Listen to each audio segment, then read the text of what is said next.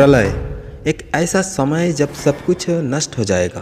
धरती को चीरते हुए अंदर की ज्वाला बाहर आएगी, आसमान फटकर तेजाब उगलेगा, सभी पशु पक्षी पौधे इस तरह नष्ट हो जाएंगे जैसे कुछ था ही नहीं, और ये धरती एक बार फिर एक आग और भाप से भरा गोला बन जाएगी। हर धर्म में किसी न किसी तरह प्रलय की बात की जाती है। जब पाप अपनी सारी हदें पार कर चुका होगा, तब प्रकृति किसी न किसी तरह सब कुछ नष्ट कर अपने आप को पुनः स्थापित करेगी। सनातन धर्म की माने तो इसे कलयुग का अंत बताया जाता है। सतयुग, त्रेतायुग, द्वापर युग के बाद जिस समय में हम जी रहे हैं, कलयुग एक ऐसा समय जहां पाप का राज और अधर्म अपने चरम सीमा पर पहुंच रहा है। लेकिन भारत में कई ऐसे जगह हैं, कई ऐसे मंदिर हैं जो ये दिखाते हैं कि ये सिर्फ कहानियाँ नहीं है। हमारे प्राचीन मंदिरों से जुड़े कई ऐसे अनसुलझे रहस्य हैं जो ये दिखाते हैं कि शायद हमारा अंत नज़दीक है।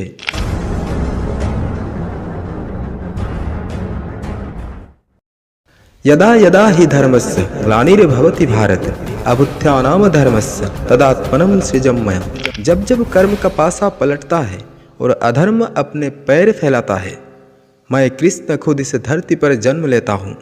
भगवत गीता का ये श्लोक हमें बचपन से भगवान कृष्ण के वचन की याद दिलाता है। लेकिन भारत के जयपुर शहर में बसा कल्कि मंदिर शायद इस बात का जीता जागता सबूत है। माना जाता है कल्कि का इस धरती पर अवतरण देवदत्त नाम के सफेद घोड़े पर होगा। वही देवदत्त जिसका मूर्ति कल्कि मंदिर में है और जिंदा है। कल्कि पुराण के अनुसार श्री कृष्ण इस धरती पर 9 बार अवतार ले चुके हैं, लेकिन उनके आखिरी अवतार कल्कि अवतार का जन्म होना अभी बाकी है। इस जन्म का उद्देश्य होगा कल्कि असुर का अंत करना और इस समस्त संसार को उसके प्रकोप से मुक्त करना। लेकिन माना जाता है कि कल्कि का असर इतना भयंकर होगा कि सारी मानवता पूरी तरह भ्रष्ट हो चुकी होगी, जमीन पूरी तरह सूख चुकी होगी, आसमान से तेजाब बरस रहा होगा, सारे पशु पक्षी नष्ट हो चुके होंगे और मानव खुद एक राक्षस का रूप ले चुका होगा। वो कीड़े मकोड़ों की तरह एक दूसरे को खाना शुरू कर देगा। इस संसार में संतुलन लाने का सिर्फ एक ही रास्ता बचेगा, सब कुछ नष्ट कर एक नई शुरुआत करना, और ये कार्य कल्कि अवतार खुद करेंगे।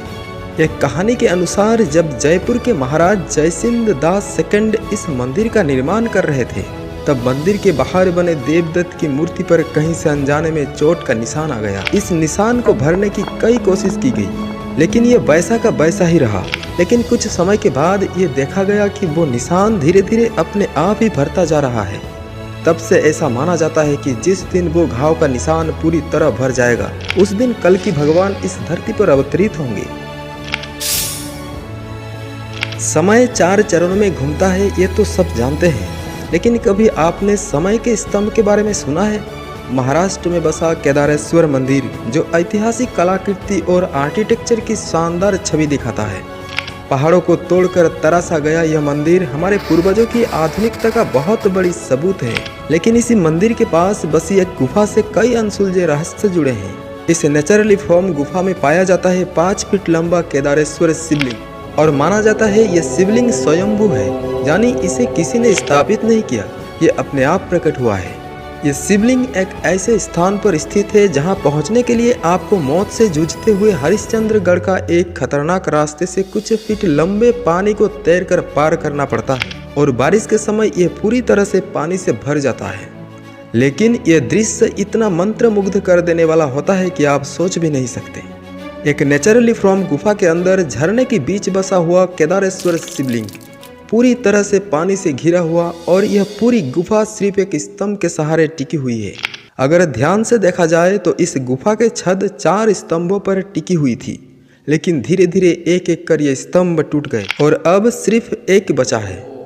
लोगों का मानना है कि ये 4 स्तंभ संसार के 4 युगों को दर्शाते हैं। सतयुग, त्रेतायुग, द्वापर युग, जो 3 युग बीत गए और एक एक युग की खत्म होने के साथ ही एक स्तंभ टूट गया। अब जब हम आखिरी युग में पहुंच चुके हैं, इस मंदिर का आखिरी स्तंभ बचा हुआ है, कलयुग का प्रतीक। जिस दिन ये स्तंभ टूटा, उस दिन कलयुग का अंत होगा और सारा संसार नष्ट हो जाएगा। एक ऐसा शिवलिंग जो शरद पूर्णिमा के दिन नरक का द्वार खोल देगा। मध्य प्रदेश में बसे खजुराहो टेम्पल जो अपने हजारों साल पुराने आर्किटेक्चर के कारण पूरी दुनिया में मशहूर है। माना जाता है कि यहाँ 85 मंदिर हुआ करते थे, जिनमें से अब सिर्फ 25 बाकी रह गए हैं और इन्हीं में से एक है मातंगेश्वर महादेव मंदिर, खजुराहो का सबसे बड़ा मंदिर। और इसके पीछे के कारण है यहाँ बसा हुआ शिवलिंग, जो हर साल बढ़ता जा रहा है। ऐसा माना जाता है कि मंदिर में स्थित शिवलिंग की लंबाई हर साल शरद पूर्णिमा के दिन 1 इंच बढ़ जाती है। इस मंदिर से जुड़ी कहानी के अनुसार एक बार भगवान शिव ने पांडवों के सबसे बड़ा भाई युधिष्ठिर से प्रसन्न होकर उन्हें एक जादुई और अनमोल मणि दी। युधिष्ठिर ने ये अनमोल मणि एक संत मतंग ऋषि को दे दी। फिर इस मणि को जमीन के अंदर गाड़ दिया गया और इसके इर्द गिर्द जादुई तौर पर एक शिवलिंग बना। मतंग ऋषि के नाम पर इस मंदिर को मातंगेश्वर मंदिर बुलाया जाता है। पर ऐसा माना जाता है उस मणि के शक्ति के कारण ही शिवलिंग हर साल बढ़ता ही जाता है। मंदिर के पुजारी बाबूलाल गौतम कहते हैं यहाँ के शिवलिंग 9 फीट ऊंचा, लेकिन इतना ही लंबाई जमीन के अंदर भी है। ऐसा माना जाता है कि शिवलिंग के ऊपर के हिस्सा स्वर्ग की ओर बढ़ रहा है, जबकि नीचे के हिस्सा पाताल की ओर। जिस तरह हर साल ये शिवलिंग लंबा होता जा रहा है, उतना ही जमीन के नीचे भी बढ़ रहा है। ऐसे ही बढ़ते बढ़ते एक दिन ऐसा समय आएगा जब ये शिवलिंग नीचे पाताल लोक का द्वार खोल देगा और उस दिन कलयुग समाप्त होगा और ये दुनिया नष्ट हो जाएगी। जोशीमठ टूट रहा है। उत्तराखंड में हिमालय पर्वत के पास बसा छोटा सा शहर जोशीमठ, जो धीरे धीरे जमीन में धंसता जा रहा है। लोगों के घरों में, सड़कों पर बड़े बड़े क्रैक्स देखे जा रहे हैं। ये सब आने वाले एक भयंकर अंत की ओर इशारा करते हैं। लेकिन इन्हीं सब के बीच एक ऐसा मंदिर है जो ये चेतावनी सदियों से दे रहा है। उत्तराखंड के नरसिंह मंदिर, जो भगवान विष्णु के नरसिम्हा अवतार को समर्पित है।